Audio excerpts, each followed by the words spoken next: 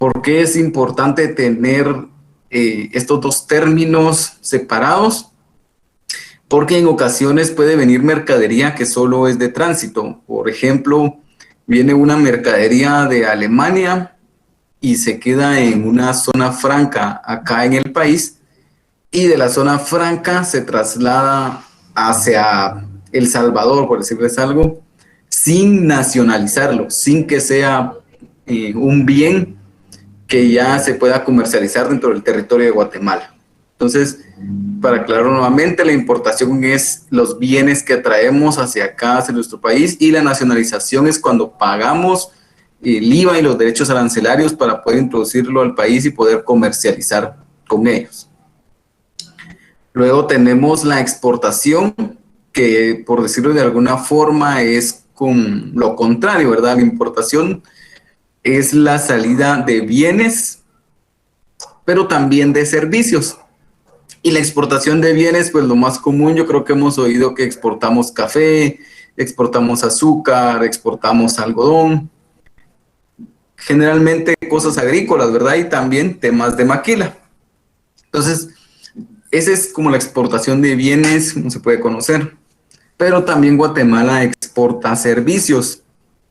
Y los servicios que generalmente exportamos de aquí hacia otros países es los call centers, por ejemplo. Creo que es el tema o lo que mayor se puede adecuar como un ejemplo. Porque si bien es cierto, las personas que trabajan en el call center están acá en Guatemala, se le presta el servicio a personas que están fuera del país. Las llamadas que reciben esas personas acá, por lo general son personas de Estados Unidos, por mencionar algunos call centers como Telus, como 24/7, ¿verdad? Y otros que hay acá. Esa sería exportación de servicios. Independientemente del país de donde se reciba la llamada, si no es en Guatemala, estaríamos haciendo una exportación. Y también en el artículo 2 nos define quiénes son los contribuyentes. Dependiendo de la acción que se realice o el motivo que nosotros hagamos las transacciones, ya sea ventas o por bienes, el contribuyente pues básicamente va a ser el que esté obligado a pagar el impuesto. Vamos a ver más adelante lo que son los hechos generadores en cada una de sus situaciones. A grandes rasgos, el contribuyente sería aquella persona que es la que está obligada a pagar el impuesto. Si ustedes recordarán, vimos en algún momento el tema del sujeto pasivo en el Código Tributario, y el contribuyente acá sería el sujeto pasivo que nos define el código, ¿verdad? Vamos a ver entonces la siguiente diapositiva. Aquí tenemos, como les comentaba, los hechos generadores, los que se encuentran en el artículo 3. Y tenemos el hecho generador de la venta o prestación de servicios. En la ley ustedes podrán encontrar que están separados, un inciso del otro, pero a temas didácticos podemos decir que es cuando se vende el bien, ¿verdad? La venta se produce cuando el hecho generador, perdón, se produce cuando se realiza la venta o se presta el servicio. ¿Qué quiere decir esto? Que nosotros debemos de facturarlo, digamos, se da la acción para que se dé el impuesto cuando nosotros vamos a la zapatería y vamos a buscar, ¿verdad? Ya hacemos la compra como tal de los zapatos. Para la zapatería que nos lo vendió es el hecho generador porque hizo una venta, y para nosotros como clientes pues es una compra, ¿no? En el tema de la prestación de servicios, el hecho generador, pues valga la redundancia, es cuando nos dan el servicio, cuando nos genera el servicio nuestro proveedor. Cuando el proveedor hace eso, está realizando el hecho generador que constituye que se le aplique IVA a esa transacción. En el tema de las importaciones, el hecho generador, como les comentaba en la separación anterior, ¿verdad? No es haber traído únicamente la mercadería acá, sino es cuando la nacionalizamos. Pues el hecho generador es cuando nosotros nacionalizamos porque estamos pagando el IVA de la importación y algunos derechos arancelarios.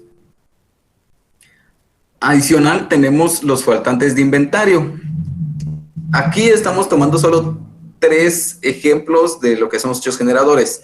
La ley describe bastantes más. De hecho, la ley, les podría decir yo, tiene aproximadamente 10 numerales en los que detalla cada una de las actividades, pero como les comento, para no complicar mucho el tema, vamos a trabajar con lo que son las más comunes.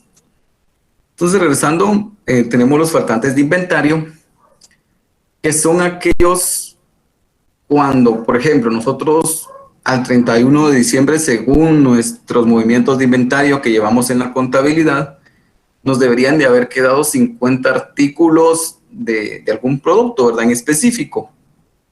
Pero nos damos cuenta que por algún motivo, al hacer el inventario físico, solo tenemos 48 de estos artículos. ¿Qué pasó con los otros 2? Eso ya lo tenemos que definir nosotros de alguna manera, pero por esos 2 que faltan, nosotros deberíamos de facturarlo como que fuera una venta normal, tal vez a un costo menor, ¿verdad? Que como una venta normal. Pero ese faltante de inventario, esos 2 que no encontramos y no sabemos por qué es la diferencia, los debemos de facturar y eso también va a ser un hecho generador. También se da esta situación, por ejemplo, en productos perecederos. Cuando los productos pues llegan a algún tiempo de caducidad, las empresas también facturan este producto que se les ha vencido o pues que se les ha arruinado, ¿verdad?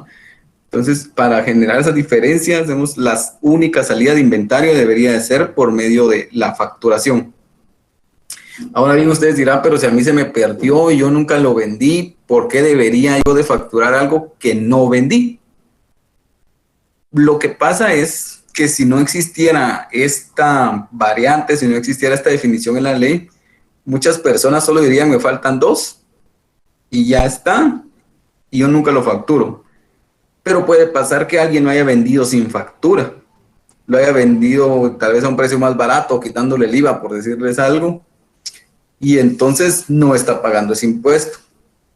La SAT, o al momento que crearon esta ley, lo que se intenta es que todo lo que esté en el inventario se facture para que esto genere el impuesto y se deba pagar.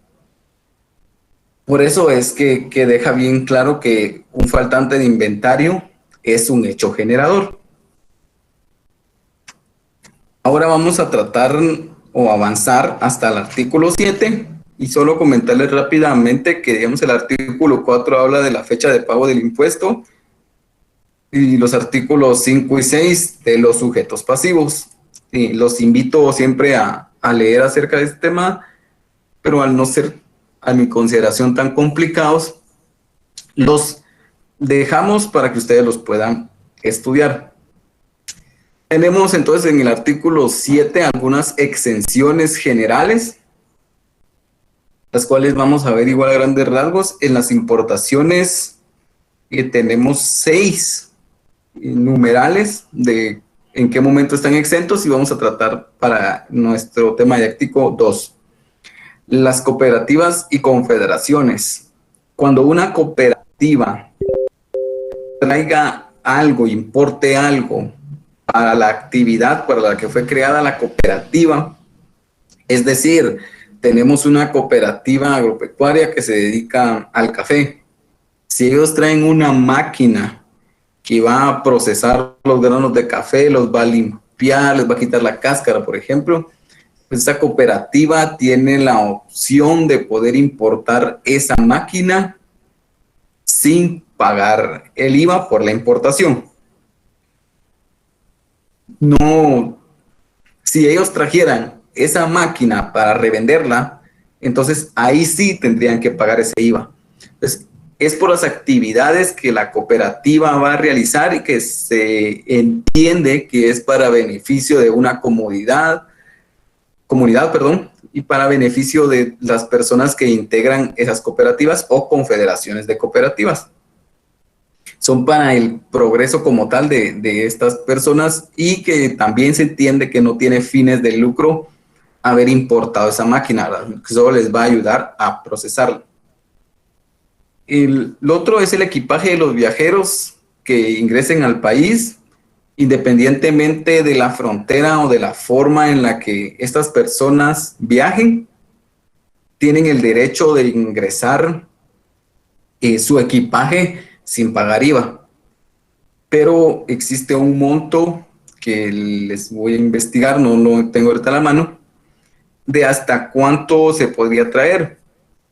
Porque si no, lo que pasaría es que, por ejemplo, algunas personas van a México, compran cosas y pueden traer un pico de cosas, ¿verdad? Y decir que es su equipaje.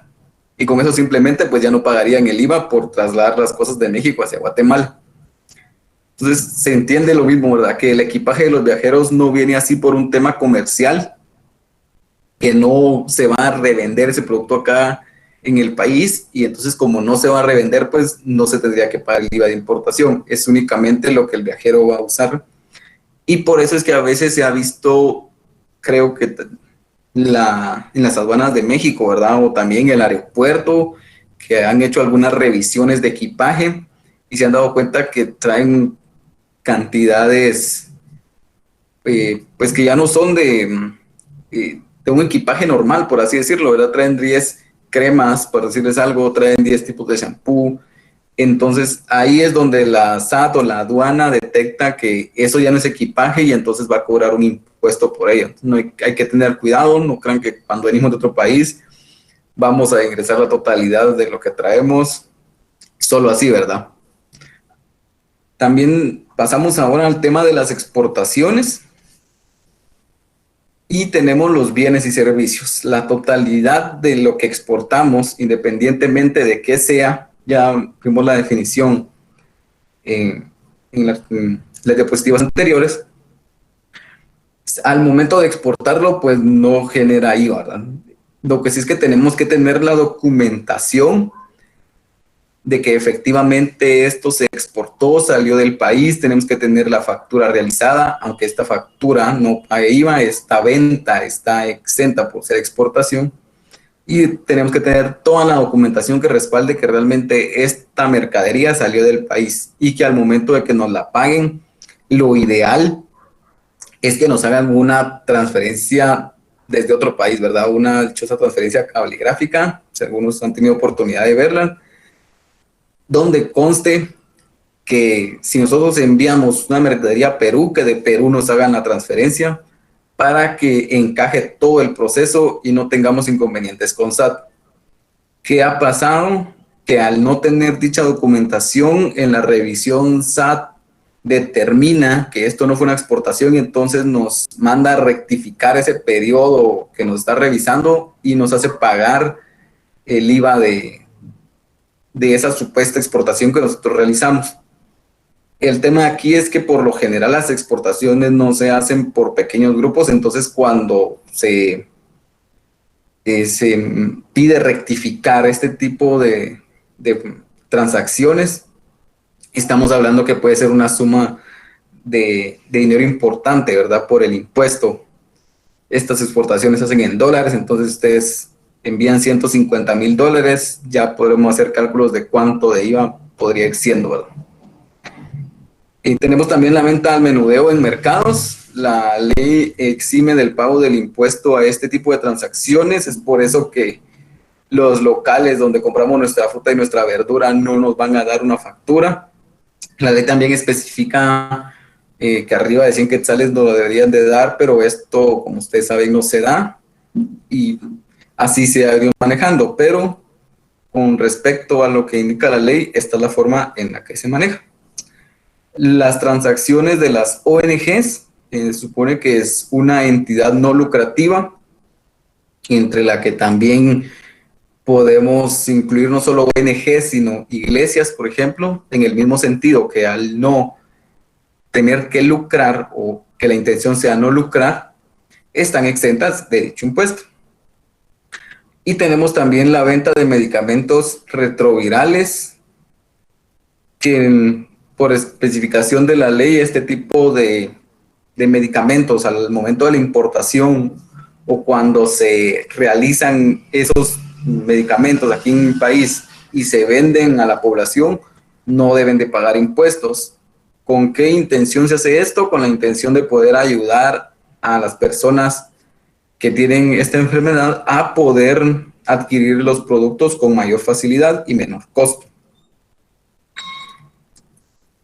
Nos vamos ahora hasta el artículo 14, no sin antes mencionarles que el artículo 8 tiene ya no solo las especificaciones, perdón, las exenciones específicas, sino también las generales, que también los invito a que las puedan leer.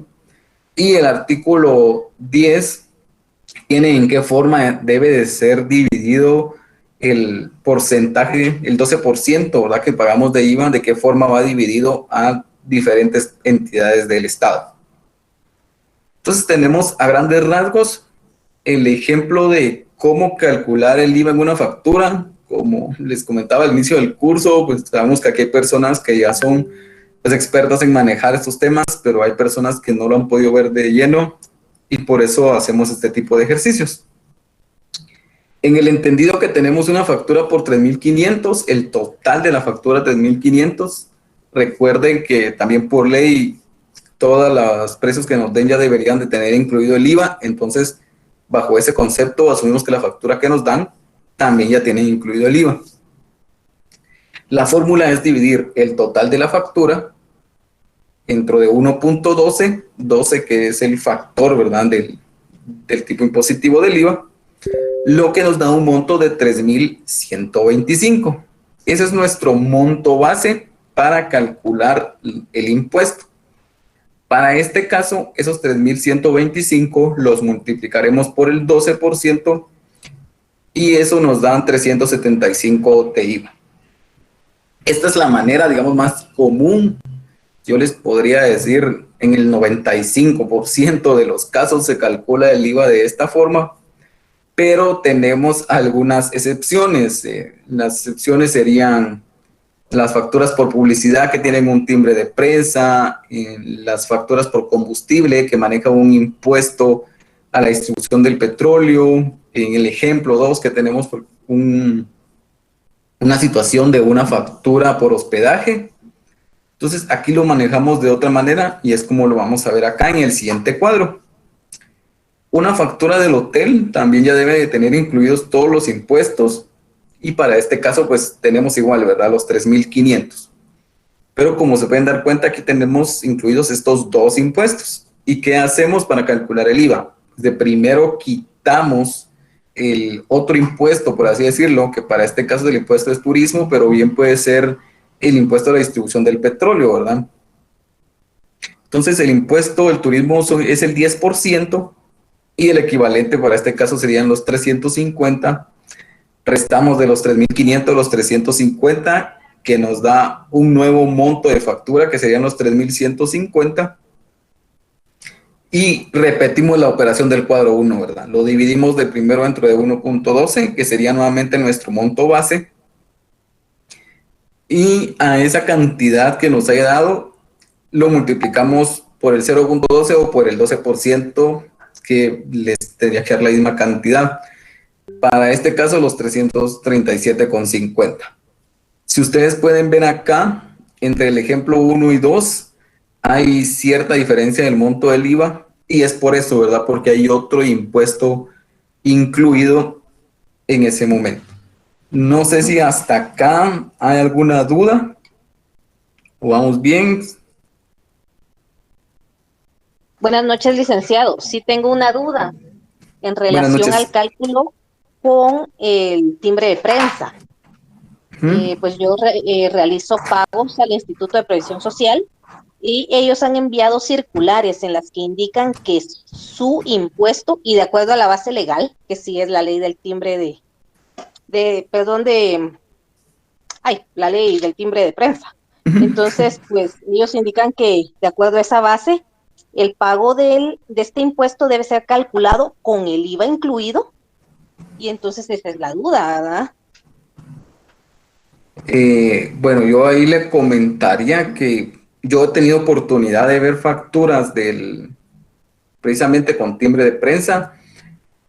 Y mire, ahí la fórmula, si lo quiere hacer de una manera muy sencilla, reflejémonos en el cuadro número 1. y si esa factura con timbre de prensa suma 3.500, en vez de dividirlo dentro de 1.12, divídalo dentro de 1.125. Y el resultado que le deba hacer su base, y ahí ya lo puede multiplicar por el 12%. Esa es la fórmula, digamos, para el timbre, para las facturas que sean de publicidad y lleven el timbre de prensa.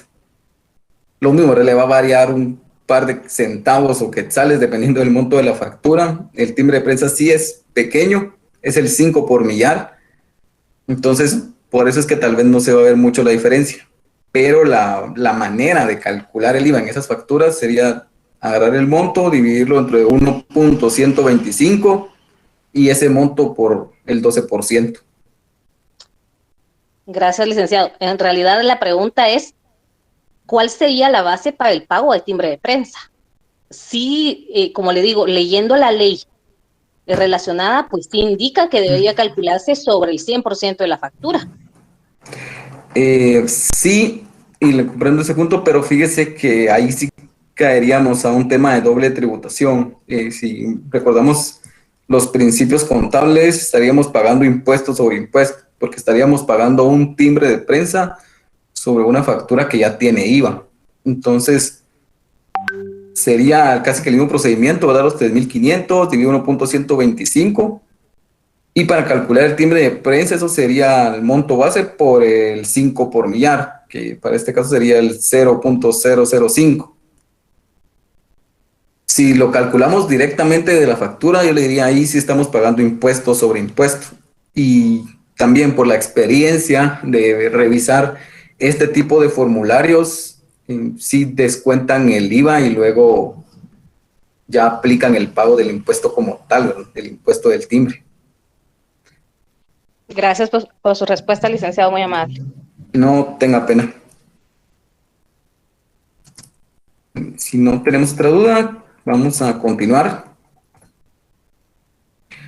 Avanzamos entonces y comentarles, ¿verdad? Del artículo 15 al 17 tenemos lo que son el crédito y el débito fiscal.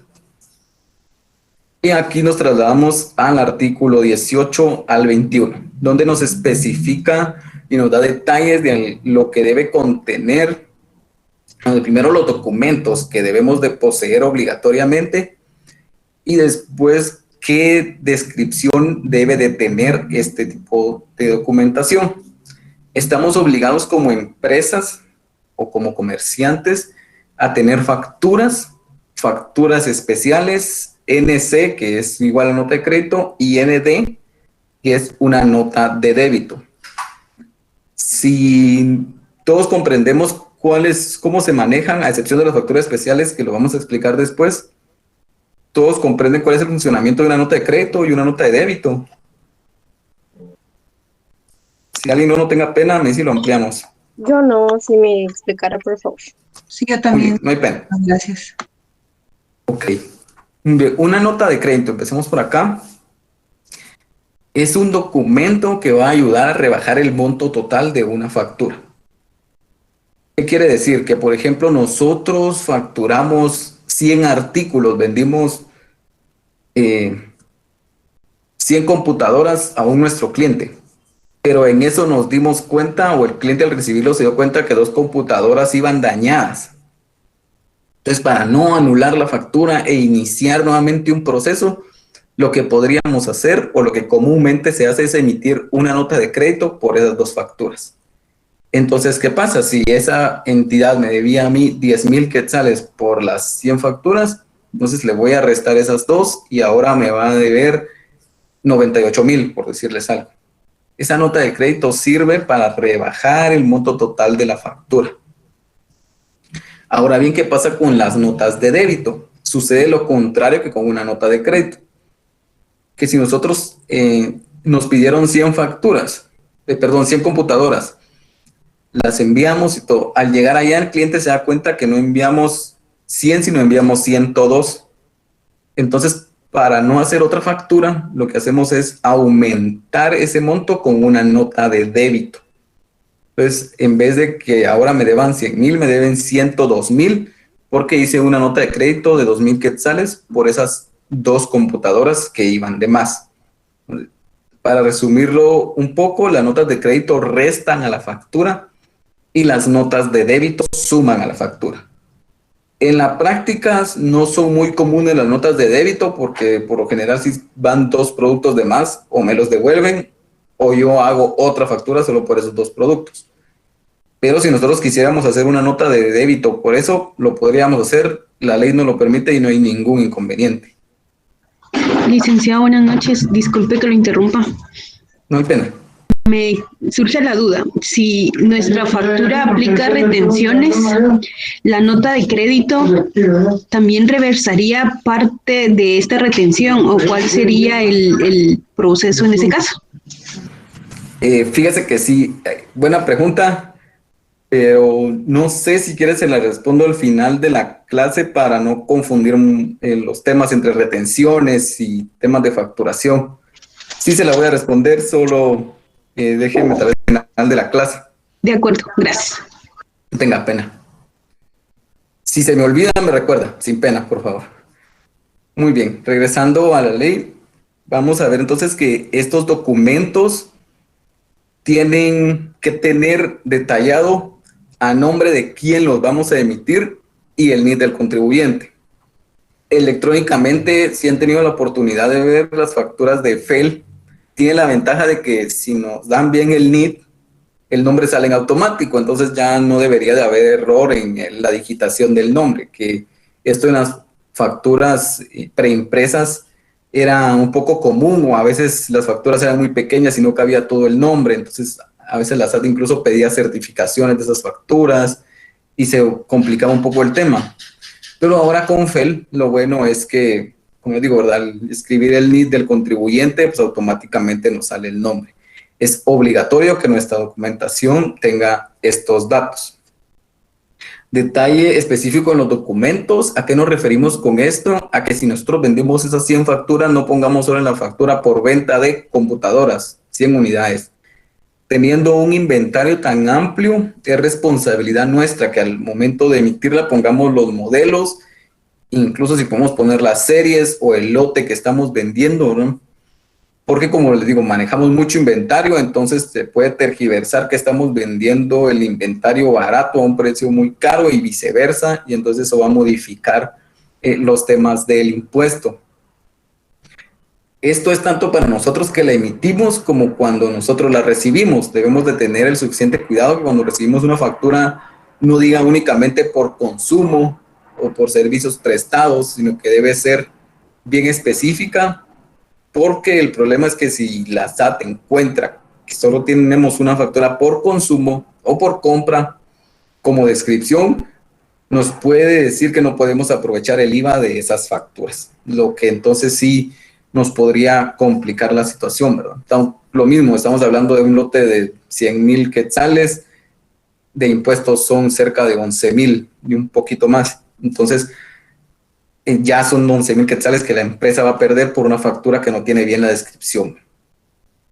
Adicional a esto, tienen que estar registradas en el libro de compras para poder aprovechar el crédito fiscal. Sí o sí deben de estar ahí. Nuestros libros de compras deben de cuadrar con nuestra declaración mensual que vamos a presentar.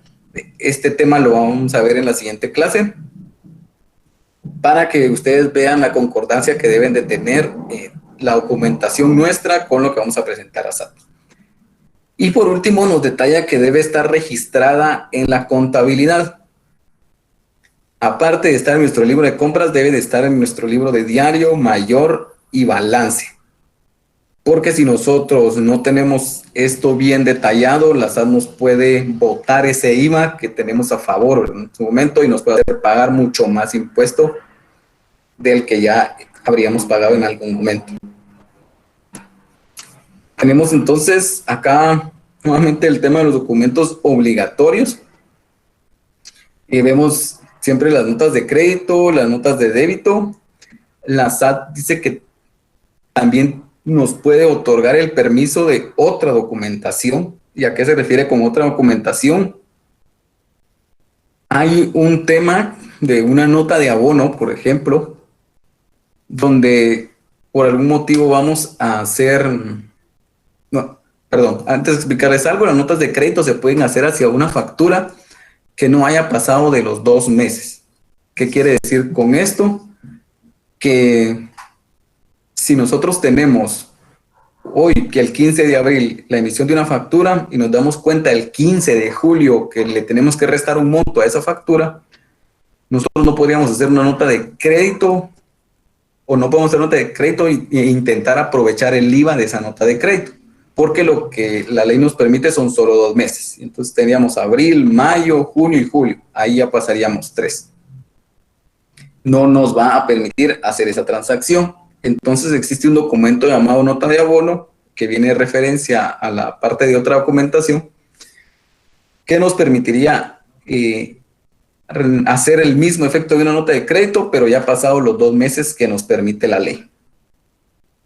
Y aquí depende mucho también del giro normal del negocio, de lo que nos vaya a permitir la SAT poder usar, pero siempre tenemos que estar muy conscientes de que la SAT debe de tener el conocimiento de esta documentación y debemos de tener un correlativo para poder manejarlo. Con el tema del correlativo, aquí hacer la salvedad de que ahora que todo debe ser electrónico, pues el correlativo ya no lo podemos manejar como antes, que íbamos factura 1, 2, 3, 4, etcétera, sino la SAT ya nos pone el número como tal y ustedes ven que no es pues como tal correlativo, ¿verdad? Entonces ahí ya no habría ningún problema. Si todavía están utilizando facturas o documentos preimpresos, la correlatividad de estos documentos sí es obligatoria por parte de la ley. Tenemos también las facturas de pequeño contribuyente, que son como las facturas de venta, pero vamos a ver el tema de que lo único que cambia es el régimen para poder pagar este impuesto, ¿verdad? Y la tasa impositiva. Tenemos los libros y registros que debemos de llevar del artículo 38 al 40. Tenemos obligación de llevar los libros de compras y ventas, lo que nos decía la licenciada Sharon en la clase anterior, ¿verdad? Debemos de autorizar estos libros porque aunque nosotros los llevemos tanto en digital como ya impresos y no tenemos autorizados, pues estos libros no tienen validez. Si no tienen validez nos van a botar nuestro IVA y regresamos al tema de tener que pagar un montón de impuestos, ¿verdad? Por un trámite que ahora, la verdad es así muy, muy sencillo, son unos 5 minutos lo que nos podría llevar. Debemos de tenerlos igual, estos sí foliados y en su correlativo. Cuenta especial para el crédito y el débito, debemos de registrar en nuestra contabilidad el IVA que generamos a través de nuestras ventas y el IVA que nosotros aprovechamos a través de nuestras compras. Esto lo indica la ley, entonces sí debo tener cuidado en manejarlo de esta forma. Y la operación diaria de los registros, esto yo creo, ¿verdad? Que a pesar de que la ley no lo dice, es una buena cultura tributaria, es una buena cultura contable, que si podemos llevar al día nuestros registros, la verdad es que es mucho mejor para que a fin de mes no tengamos problemas de cuadre o que a fin de mes no tengamos problemas con que se perdió alguna documentación y ahora no sabemos qué contabilizar. Más que por lo que nos indica la ley, yo diría que como por salud financiera, lo mejor es llevar los registros al día, ¿verdad? No dejarlos que pase mucho tiempo porque se vuelve complicada después la situación. ¿Por qué es importante recalcarlo acá? Porque si la ley nos lo indica, aunque suene redundante, ¿verdad? Nos va a botar el impuesto si no tenemos los registros operados al día. Hasta aquí todo bien. Ya nos faltan pocas diapositivas, pero no sé si vamos bien por ahí. Voy a revisar un poco el chat.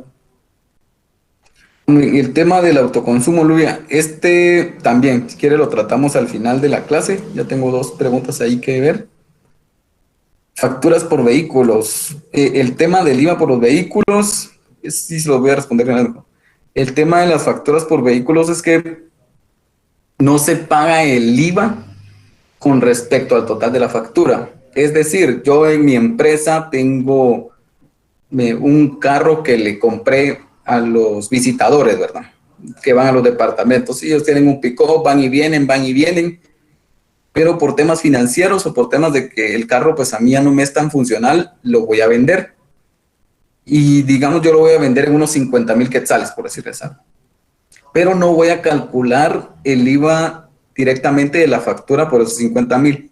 Recordemos, estamos hablando específicamente de vehículos, sino que lo que vamos a hacer es que nos vamos a ir a una tabla que, si yo no mal recuerdo, está en el artículo 55, donde vamos a determinar, de acuerdo al modelo del vehículo, qué tasa o qué monto nos toca pagar del impuesto. El artículo, sí, efectivamente es el 55. Y ahí, por ejemplo, por decirles algo, si es un vehículo, un carro, como lo conocemos comúnmente, si es del año modelo o de 2 a 3 años anteriores al año en curso, van a ser 500 quetzales. ¿Qué quiere decir esto? Que si ahorita estamos en el 2021, si nosotros vendemos un carro 2021, 2020 o 2019, vamos a tener que pagar 500 quetzales de IVA por ese impuesto. Y eso IVA después lo podemos aprovechar en nuestra declaración mensual. Pero si ya es un modelo más viejito, 2010, vamos a revisar nuevamente la tabla y vemos cuál es el monto que debemos de pagar. Pues estos son montos específicos, independientemente de si yo compré en una agencia un carro que valía 400,000. Bueno, en la agencia es otro tema, pero si es entre particulares, digamos, la venta del carro, lo que va a pasar es que vamos a pagar el IVA correspondiente a la tabla, no en la forma de cálculo que les había puesto los ejemplos. Esto, como digo, para todo tipo de vehículos, carros, motocicletas, también cambia el monto, también en lanchas, incluso, ¿verdad? Que tienen que estar a nombre de alguien, también aplica para todo esto.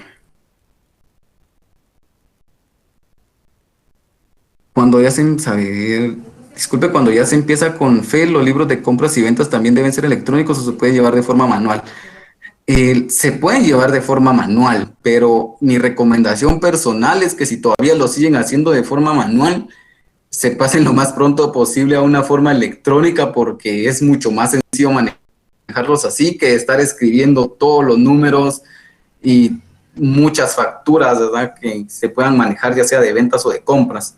No es práctico, sí se puede, pero no es práctico. La idea de la manera posible trasladarse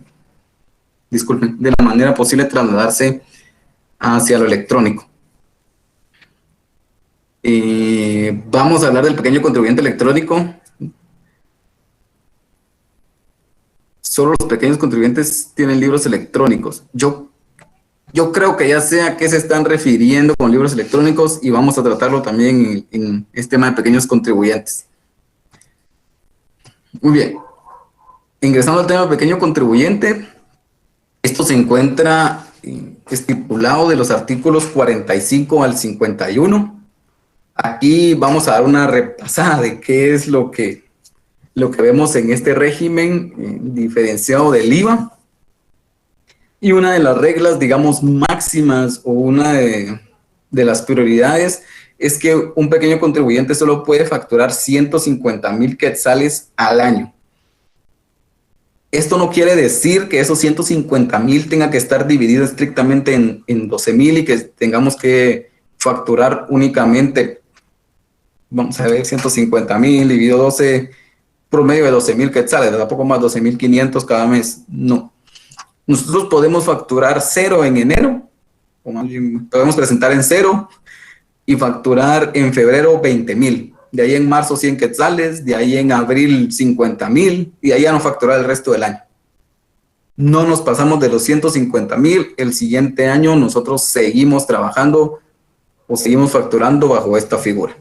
Entonces, son los 150,000 anuales. El cálculo se hace de manera anual y no se hace de manera consecuente mensual, ¿verdad? Les decía de los 12,000 o 12,500 al mes. Tenemos que los pagos del impuesto son mensuales, al igual que en el IVA de régimen general, el IVA pequeño contribuyente. Cada mes debemos de pagar este impuesto. ¿Y de qué forma lo debemos de pagar? A través de un formulario de Claraguate. Y digamos, ahorita estamos en abril. Tenemos todo abril del 1 al 30 para facturar. Y tenemos todo el siguiente mes, mayo, para poder cancelar el impuesto que generamos en abril. Esto tanto para el IVA general como para el IVA de pequeño contribuyente. En cuanto a las facturas mayores de 50 quetzales, el pequeño contribuyente no está obligado a emitir facturas menores a 50 quetzales. Sí lo puede hacer, que no esté obligado no quiere decir que no lo puede hacer.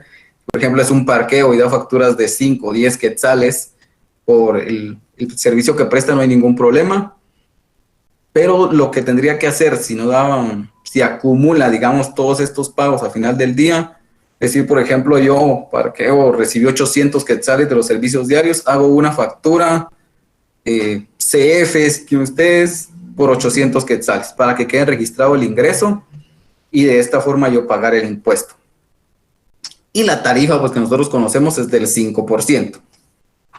Lo que sí hay que aclarar acá es que la forma de cálculo del impuesto no es la misma que el IVA general.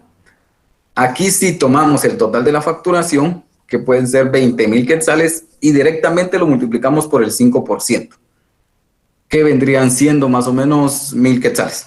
Eso es lo que deberíamos de pagar nosotros del impuesto. Ya no tomamos la cantidad de facturas y la dividimos dentro de 1.12, sino que directamente en el pequeño contribuyente lo multiplicamos por el 5%, sin más cálculos, sin necesidad de hacer algún otro tipo de transacciones. Otra cosa que debemos de tomar muy en cuenta en este régimen es que de lo que nosotros facturemos no podemos restar las facturas o el IVA de las facturas que recibimos. Por ejemplo, yo facturé estos mismos 20,000, pero compré lo que vendí en 15,000 quetzales y me dieron una factura de un régimen normal, un régimen general. Esa factura ya incluye el IVA, pero yo no la puedo aprovechar para rebajar mi impuesto de pequeño contribuyente. Lo que facture por el 5%. Así es como se debe de manejar. Eso sí, a pesar de que nosotros no podamos aprovechar el IVA de esa factura, sí debemos de llevar también un registro del libro de compras, donde debemos anotar todas las facturas que estamos utilizando, todas las facturas que nosotros recibimos. Obligatoriamente llevar el libro de ventas y el libro de compras, aunque no aprovechemos el IVA de esas facturas. Hasta aquí todo bien. Creo que el régimen de pequeño contribuyente es relativamente fácil, ¿verdad? Pero si tienen alguna duda o algo que desean que se amplíe, por favor me comentan.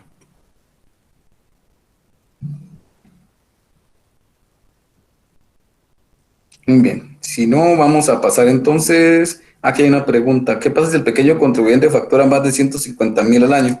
Buena pregunta, perdón. Se me olvidó aclarar que si en ese año factura más de 150,000, automáticamente la SAT lo transfiere hacia el régimen general, donde ya la tasa es del 12% y se calcula de la forma en la que lo habíamos visto anteriormente, ¿verdad? Eso es lo que va a suceder.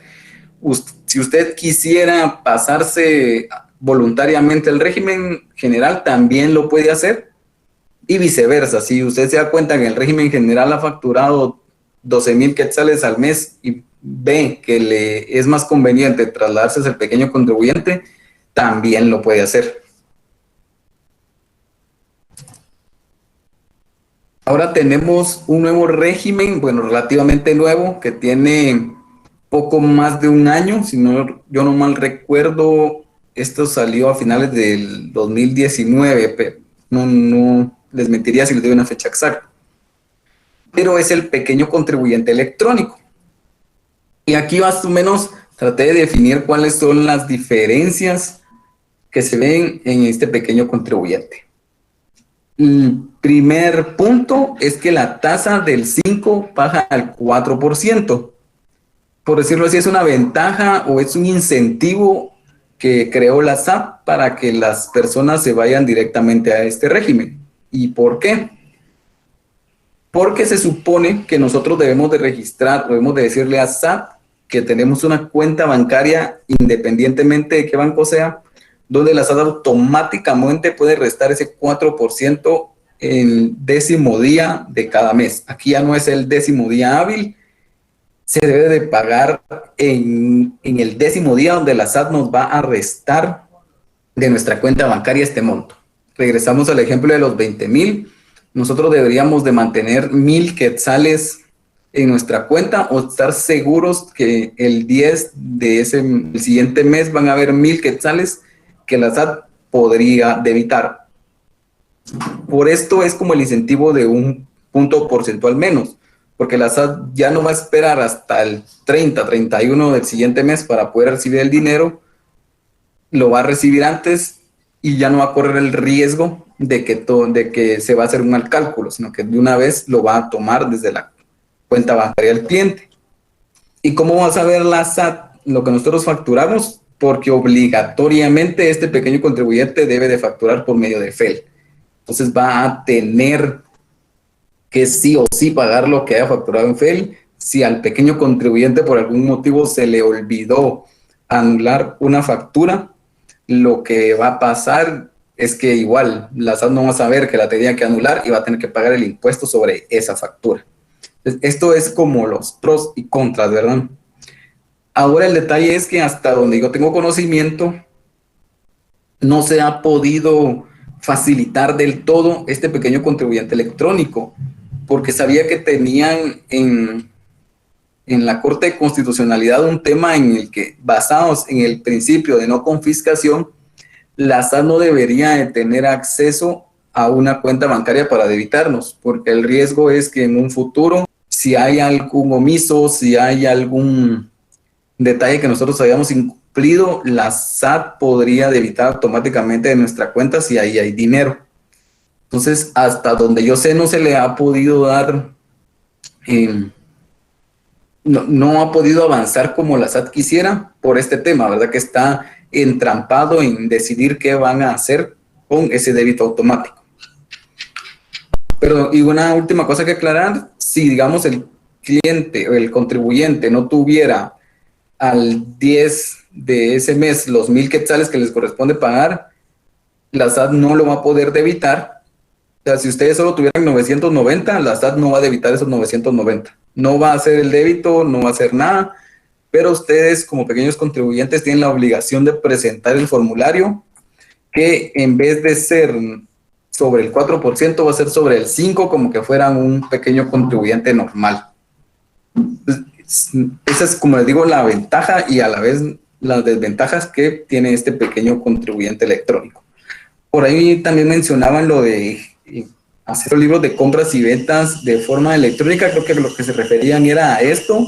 El pequeño contribuyente tiene la obligación de llevar en electrónico, pero al referirse en electrónico no quiere decir en un documento de Excel o en un programa contable. Lo tiene que llevar en una plataforma de SAT. Pero como esto no está del todo concreto, como no se ha podido desarrollar de una manera eficaz, no creo que la plataforma de la SAT tampoco está habilitada para poder recibir al momento estos libros de compras y ventas. Eso es lo que tengo conocimiento hasta el momento. Puede ser que ya haya empezado. Lo que he investigado es que todavía no. Aparte es llevar, digamos, libros electrónicamente, que es lo que les decía, una hojita de Excel, y aparte es que nosotros lo llevemos en la plataforma de SAT. Hay que diferenciar ahí estos dos temas. Estos grandes rasgos es el pequeño contribuyente, ya sea general como electrónico. No sé si tienen alguna duda hasta acá de estos temas.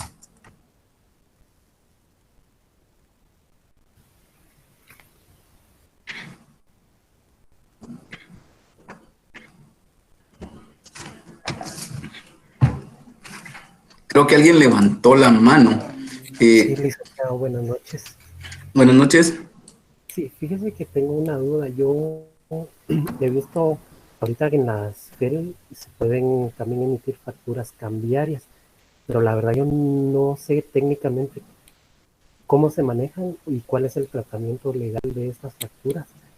Y simplemente esa sería mi duda, gracias. Entiendo que son las facturas cambiarias las que necesitas saber qué figura legal tienen dentro del IVA o dentro del país como tal. Bueno, para aclarar el tema, la diferencia entre una factura normal, si se quiere ver así, y una factura cambiaria, es que con la factura cambiaria a uno lo podrían demandar por incumplimiento de la deuda. ¿Qué quiere decir? Que si nosotros recibimos alguna mercadería y debemos los 100,000 quetzales y no se pagan, lo que va a pasar es que el proveedor con esa factura cambiaria puede ir a un juzgado y presentar eso como prueba de que no le hemos pagado y ponernos una demanda para que se la paguemos. Cosa que no se puede hacer con una factura normal.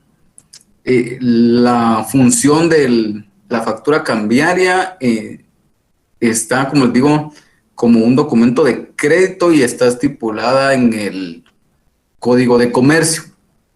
Está bajo las figuras, para darles un ejemplo de lo que puede ser un vale, un pagaré, incluso una letra de cambio. Más o menos podríamos decir que es esta figura y que la diferencia entre ellas es que la factura cambiaria se da por una transacción comercial. Un vale por lo general es una especie de préstamo, si lo queremos ver así, sin alguna prestación de servicios o una entrega de bienes. Y que sí, ¿verdad? Nos pueden demandar por incumplimiento de pago en una factura cambiaria. Es bien importante que cuando recibamos este tipo de facturas y las paguemos, verifiquemos que nos dan algún documento, un recibo de caja de que hemos cancelado estas facturas para evitar este tipo de inconvenientes. No sé si queda resuelta la duda.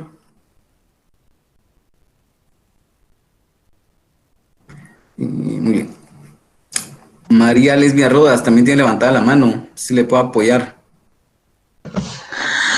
Licenciado, disculpe, buenas noches. Buenas noches. Con una molestia, por ejemplo, si un pequeño contribuyente, él, digamos, venía funcionando como pequeño contribuyente, pero poco antes de la pandemia se quedó sin empleo y a raíz de la pandemia, pues ya no tuvo ningún movimiento y ha estado presentando sus declaraciones en cero, ¿verdad?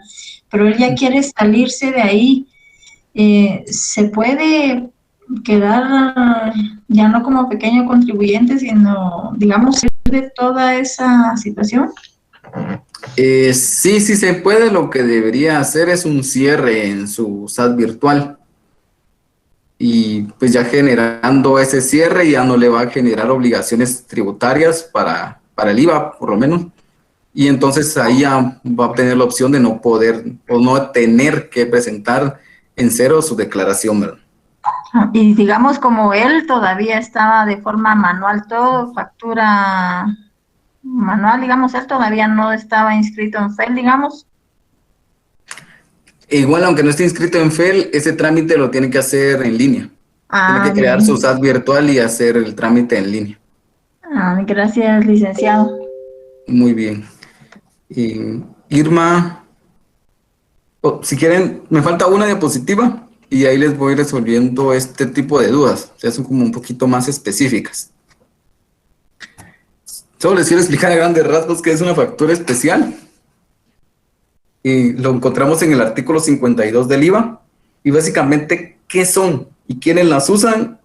Ahorita vamos a ir viendo. ¿Qué son? Son un documento que nos sirve cuando una persona, por ejemplo, nosotros tenemos una celebración en la empresa y le decimos a una señora que conocemos cerca de nuestra casa que nos haga favor de cocinarnos para 20 personas ese día, al departamento de ventas, por decirles algo. Pues excelente, ¿verdad? La señora hace la comida, llega, sirve, presta su servicio sin ningún problema. Pero la señora no tiene facturas. Como empresa nosotros tenemos la obligación de documentar nuestros gastos con un documento contable, valga la redundancia. Y entonces lo que hacemos para registrar ese gasto, para que quede todo bien documentado, es una factura especial. Es el documento que nos va a ayudar a registrar ese tipo de gastos cuando una persona individual no nos entrega factura, ¿verdad? Porque esa señora que nos hace favor de cocinar no necesariamente tiene que tener un comedor o un comercio, ¿verdad? Simplemente ella pues cocina bien, se le da y entonces nos hace favor de prestarnos el servicio. Como no cuenta con un comercio y no cuenta con facturas, nosotros hacemos una factura especial. ¿Quiénes la usan? Pues como les comento, las personas, ¿verdad? Que no tienen esas facturas y la empresa que es la que genera ese tipo de documentación. Ahora, ¿quiénes pagan el impuesto? La factura especial lleva 2 impuestos. Para nuestro caso del día de hoy platicaremos nada más del IVA. Y nosotros tenemos la obligación como empresa, que ya hicimos nuestras facturas especiales, de presentar un formulario para pagar el impuesto de dichas facturas. Como pueden ser una factura, por este caso pueden ser 50 facturas y la totalidad de esas facturas vamos a pagar el impuesto. Como que fuera una factura cualquiera, el 12% del IVA. Pero ese IVA que pagamos también, estas facturas las podemos ingresar a nuestro libro de compras y entonces al final el efecto va a ser cero, ¿verdad? Porque si es bien es cierto, vamos a pagar en ese formulario que les comento, lo vamos a restar en nuestro libro de compras del pago final del IVA general. Esto es a grandes rasgos una factura especial, ¿verdad? Se puede usar por servicios, se puede usar por alguna compra de bienes.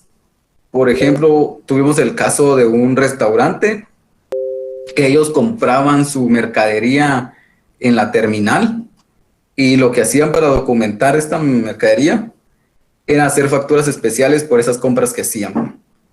Que así tenían el registro del dinero y tenían el registro y los costos de la comida que preparaban en ese restaurante. Entonces puede ser tanto una prestación de servicios como una compra de bienes. Eso sería hasta acá la presentación del día de hoy. Como digo, la ley del IVA es más amplia.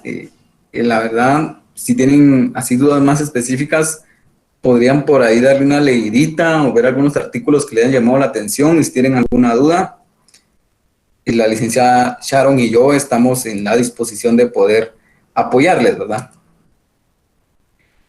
Ahora vamos a ir atendiendo ahí las dudas para irles resolviendo por ahí todos los temas. María Lesbia, no sé si quiere comentar su duda. Lick, era lo que le consulté. Gracias. Perdón, no tenga pena. Gracias, Irma Ana Cecilia, si tiene la duda por ahí. Sí, buenas noches, Lick. Es Ana Celia, disculpe. Lick, ay, no, que... no tenga pena, Lick. Ya estoy acostumbrada a que siempre me dicen así. Lick, fíjese que tengo una pequeña duda y sigo con esta incógnita. Porque yo llevo pequeños contribuyentes. Yo tengo mi propia oficina contable. Pero yo también tengo pequeños contribuyentes y siempre me ha surgido esa duda de cómo, si yo, por ejemplo, tengo una licenciada que ella se inscribió en el año 2012, ¿va?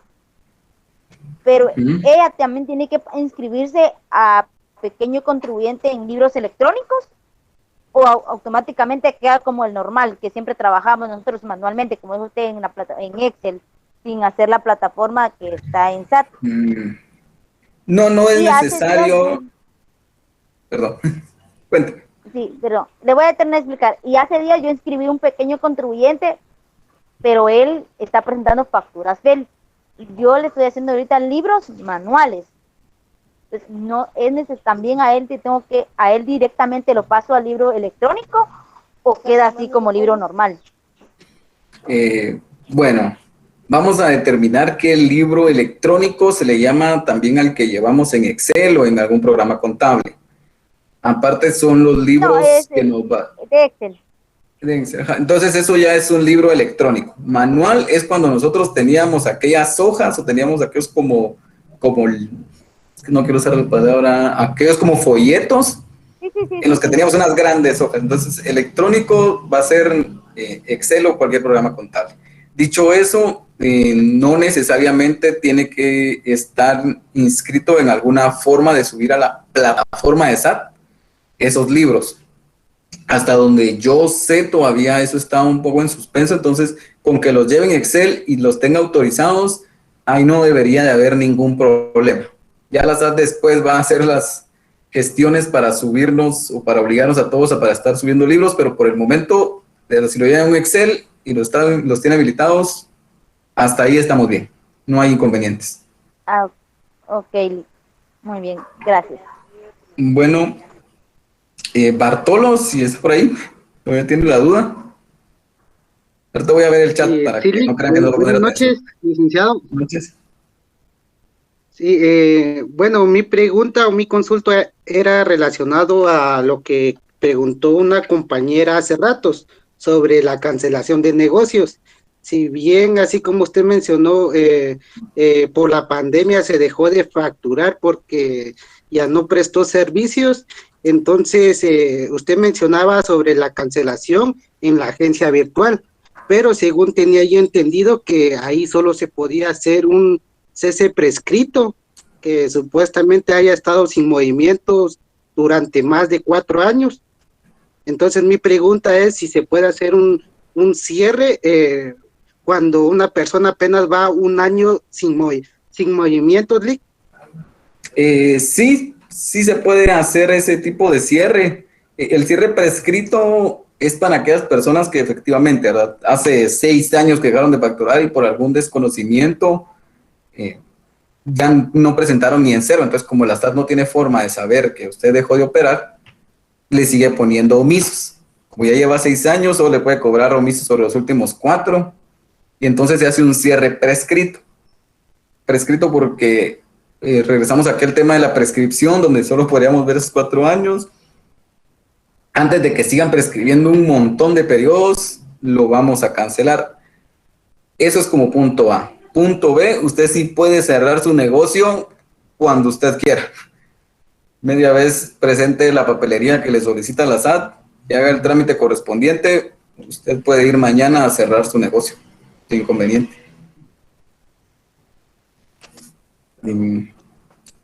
Perdone la asistencia, 1000 disculpas, voy a enviar ahorita el link. Había olvidado ese tema. Vamos a revisar el chat. Un momentito, perdonen.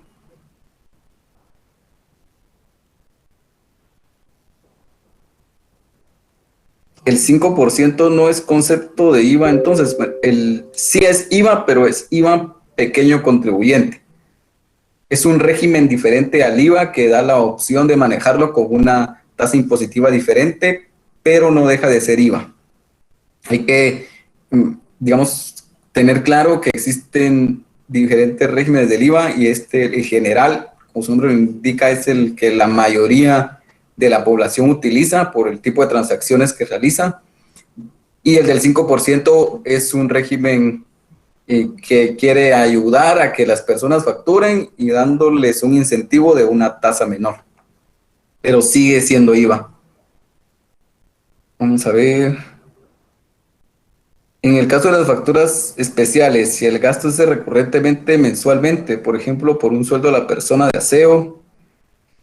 Mire, con el tema de pagar sueldos con factura especial, esto sí es un poquito más complicado y nos salimos ya del tema tributario. Tenemos ya que ver ahí un caso más de tema laboral. Yo le diría no es lo recomendable para nada, porque si SAT tal vez no le va a botar el gasto SAT, pero lo que le va a venir si esta persona le pone una demanda por hacerle factura especial para pagarle, va a estar más complicado que SAT le diga algo. Probablemente no se lo va a decir, pero sí hay un riesgo ahí bastante alto. Fuera del tema tributario hay un riesgo bastante alto que se debería de considerar. Una abogada y notaria, ¿en qué régimen debería estar inscrita en SAT? Sinceramente creo que aquí no hay un régimen específico. La mayoría de profesionales, es cierto, sí se inscriben en el régimen general de IVA y en el ISR opcional simplificado, por temas de que a veces hay empresas que no quieren recibir las facturas de pequeño contribuyente, por lo general, pero la SAT en ningún momento nos indica que un profesional no puede estar inscrito en un pequeño contribuyente. Quien paga al final el IVA de la factura especial lo absorbe la empresa que la emite, pero como les digo, después se puede aprovechar en el libro de compras esta factura.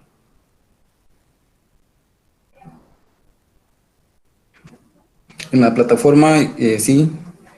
Muy bien. Entonces tenía pendiente el tema del autoconsumo y el tema que me habían preguntado de las retenciones. Solo vamos a responder esto.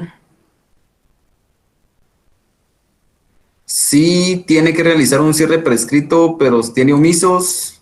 Sí, el tema del cierre prescrito precisamente se hizo para estas personas que tienen los 4 años de omisos o más o menos este tiempo, ¿verdad?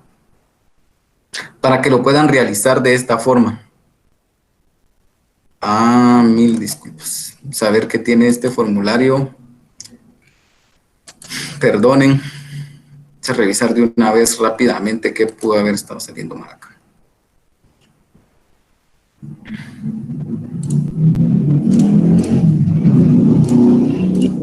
Tengo una pregunta de parte de la asistencia. Sí, ahorita me comentaron lo del formulario. Voy a volver a generar el enlace. Bueno, gracias. A veces el enlace el que tiene algún error. Estoy revisando el formulario y no debería, pero ahorita vamos a ver.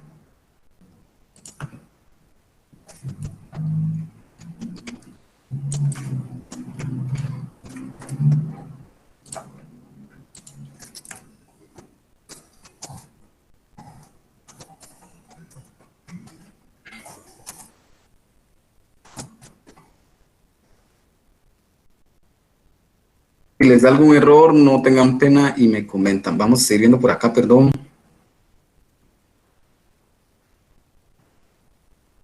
Bien, en la asistencia ahorita tiene algunas preguntas respecto a la clase de hoy. Siempre el último día sería el miércoles, ¿verdad? El miércoles de la siguiente semana. Y antes de contestar las 2 preguntas que tengo pendientes, Kimberly, no sé si todavía estará por ahí para que le pueda resolver su duda. Sí. ¿Cuál de las 2? ¿La que me debía o una nueva que tengo? Dígamelas, dígamelas porque... La primera sería con respecto a las retenciones que se habían emitido con una factura que aplicaba, pero da la casualidad que nos dan una nota de crédito. Esta retención, ¿cómo se haría el tratamiento o cómo la SAT llevaría o cuál sería el control para este proceso? Bien, mire, como ya comentamos, las notas de crédito pueden ser parciales o totales, ¿verdad? Podrían anular podrían restar parcialmente el monto de una factura o podrían anularla directamente. En el caso de que se esté haciendo parcialmente, pues entre el 50%, digamos, que va a descontar con la nota de crédito y las retenciones, pues a usted todavía le va a quedar un saldo a pagar para hacer su proveedor y no habría ningún inconveniente.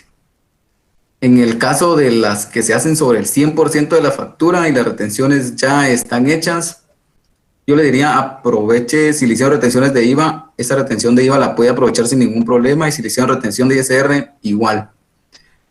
La verdad es que la SAT nos indica específicamente que debemos de hacer las retenciones independientemente de lo que suceda después. Entonces, por el cumplimiento tributario y para no recaer en multas con SAT por la no emisión de una retención, yo le diría, aunque quede por ahí un saldo a favor porque se anuló una factura completamente, esas retenciones realícelas si es usted a quien le corresponde realizarlas, y si a usted se las dieron, igual las puede aprovechar sin ningún inconveniente.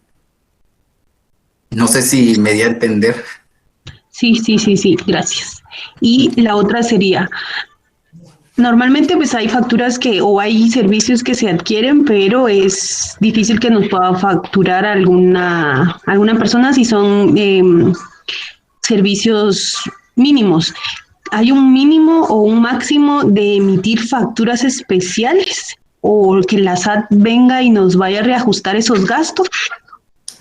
No hay un máximo. Usted puede hacer una factura especial este mes, por ejemplo, y si usted contrató 50 albañiles el siguiente mes para que en su empresa levantaran un nuevo departamento y usted quiere hacer una factura especial por cada albañil, lo puede hacer, no hay ningún inconveniente. Ahí no, lo único que yo le diría es intente documentar bien esas facturas especiales, pero por lo general, si usted ya está pagando el impuesto, la SAT no le va a decir mayor cosa. No hay. Listo, gracias, licenciado. No hay pena. Licenciado, una pregunta. Es que no me hice una pregunta del formulario. Perdón, una pregunta del formulario. Es que no sé cuál es el hecho generador en las importaciones. Ah, ya, perdón, no tenga pena. Yo pensé que estábamos hablando de otro formulario. No. El hecho generador en las importaciones es cuando nosotros queremos nacionalizar el producto. Se voy a aclarar. No sé si logró, digamos, como determinar cuál era la diferencia entre importación y nacionalización de los productos que importamos. No, eso sí no lo pude. No hay pena. Mira, vamos a retomar el tema. La importación es cuando traemos bienes acá a Guatemala y esos bienes llegan a una aduana, pero no necesariamente a veces esos bienes los vamos a los vamos a ingresar al país, sino que puede que estén en el puerto y del puerto se suban a otro barco y los lleven hacia otra dirección, que solo seamos como una base para una mini bodega, si lo queremos, bueno, no mini bodega, no, una bodega para mover los contenedores de un lugar a otro, ¿verdad? Sin que ingrese la mercadería al país. Pero cuando la mercadería ya se necesita ingresar al país, se debe nacionalizar. Y cuando se nacionaliza es cuando pagamos los impuestos de importación, como el IVA y el DAI. Ah, ya, licenciado, muchas gracias, oye. Ok, a la orden. Y tengo el tema del autoconsumo. Mil disculpas, espero que la persona todavía esté por acá. ¿Qué duda en específico tenía del autoconsumo? Perdone.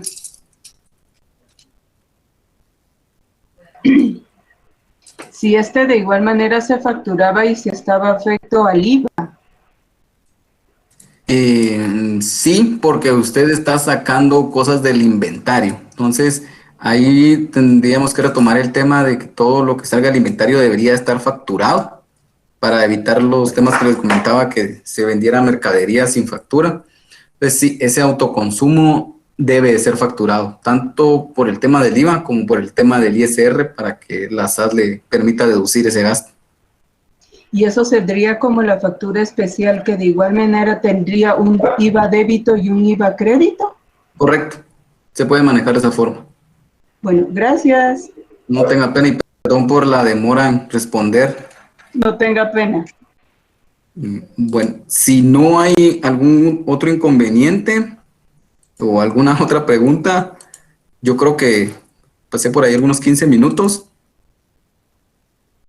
pero si estamos bien, para mí ha sido un gusto, para la licenciada Sharon ha sido un gusto estar nuevamente con ustedes.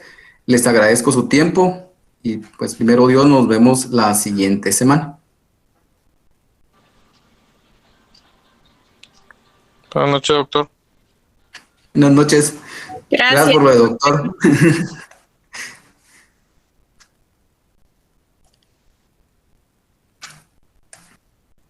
Gracias, Lake.